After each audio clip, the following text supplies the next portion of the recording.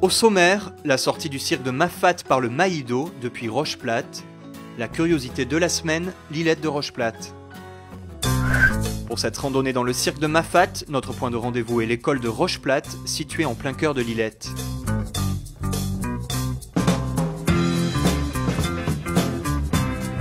Pour cette randonnée de difficulté moyenne, longue de 8 km, prévoir de bonnes chaussures, de quoi vous protéger de la pluie et du froid, et une réserve d'eau. Pour votre santé, parcourez nos sentiers. Placé stratégiquement entre les parties hautes et basses de Mafate, Roche-Plate est l'un des îlettes les plus accessibles du cirque. Comme la nouvelle depuis le col des Bœufs, Roche-Plate s'atteint rapidement par le sentier qui descend du Maïdo. Le dénivelé étant beaucoup plus important, ce sentier s'adresse toutefois à des marcheurs plus entraînés, que ce soit dans le sens de la descente ou de la montée, l'option que nous avons choisie aujourd'hui pour découvrir ce sentier.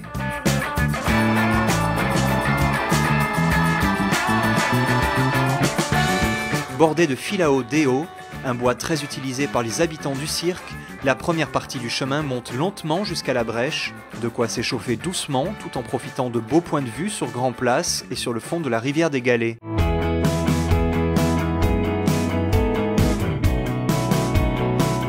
Sur les derniers mètres, une main courante conduit jusqu'à la brèche, petit col taillé dans la crête des Orangers qui sépare la ravine Grand-Mère du reste du cirque.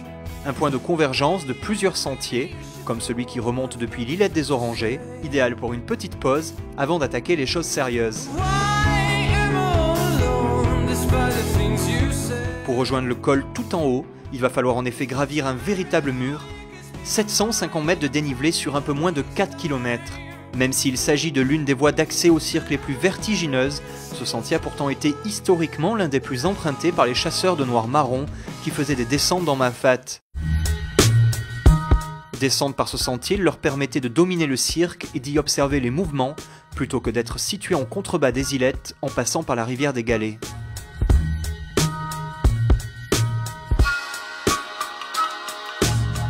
On raconte que cette entrée était d'ailleurs l'une des plus étroitement surveillées par les marrons, qui installaient des postes de guet au sommet du Bronchard au-dessus de Roche-Plate.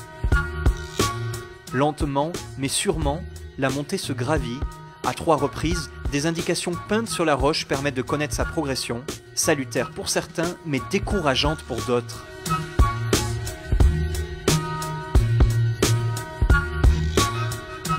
Sur la dernière partie, la pente s'adoucit, le sentier s'éloigne de la crête pour piquer droit vers le col. À flanc de falaise, il permet d'avoir de beaux points de vue sur la ravine Grand-Mère, l'îlette des Orangers et le piton Béronne.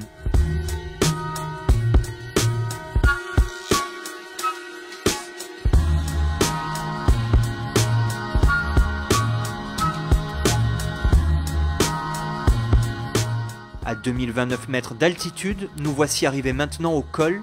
D'ici, d'autres randonnées partent en bord de rempart. Il faudra descendre encore quelques centaines de mètres sur de larges dalles pour retrouver la route forestière, fin de notre randonnée.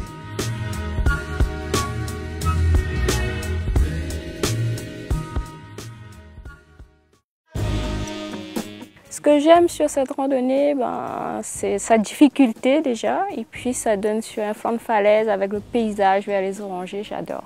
De Roche-Plate à la Brèche, c'est plutôt dans les filao, et après de la Brèche, c'est vraiment vu sur de l'autre côté de Mafate vers les Orangers. En fait. C'est beaucoup emprunté comme itinéraire, comme passage porte d'entrée, oui c'est beaucoup fréquenté. Oui. On le fait dans la journée, c'est assez facile, on peut le faire en aller-retour, même jusqu'à Roche-Plate ou voir les Orangers. C'est conseillé à tout le monde, mais il faut quand même un minimum pratiquer un peu de sport quand même, parce que c'est une montée assez difficile. Ce que j'aime pas, c'est la fin de cette montée, en fait. C'est long et on a l'impression qu'on n'arrive jamais au bout.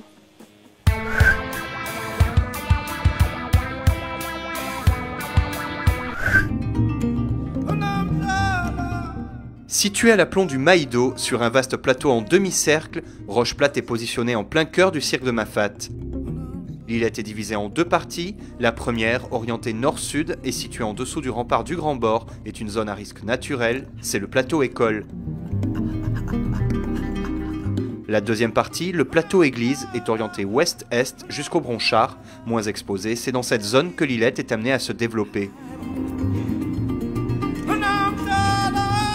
Comme dans la plupart des îlettes, l'école et l'église sont les deux hauts lieux de rassemblement. Construit dans les années 50, l'école était l'une des plus fréquentées du cirque avant que celle des Orangers ne soit ouverte. Relativement isolée, la chapelle est quant à elle blottie entre les fils à eau.